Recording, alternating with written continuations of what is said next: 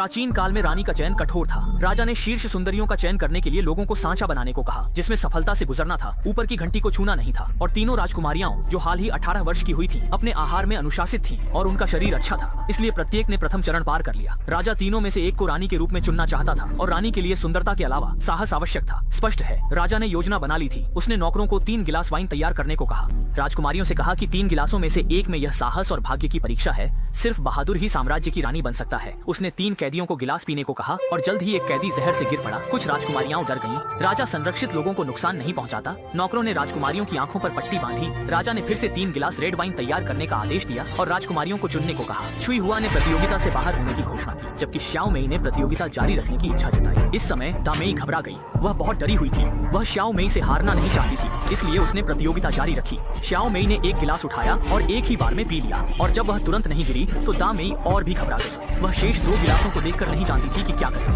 उसने कांपकर एक गिलास उठाया, लेकिन डर गई और गिलास को नीचे रख दिया। श्याओ मेई ने फिर से एक गिलास उठाया और उसे पी लिया। सभी चिंतित हो गए और फिर उसने शेष गिलास को भी एक ही बार में पी लिया। उसने अनुमान लगा लिया था कि शराब में जहर नहीं था और पहले कैदी की मौत नकली थी, क्योंकि उसने सुन रखा था कि राजा न्याय प्रिय है। इस तरह श्याओ मेई आसानी से महारानी बन गई।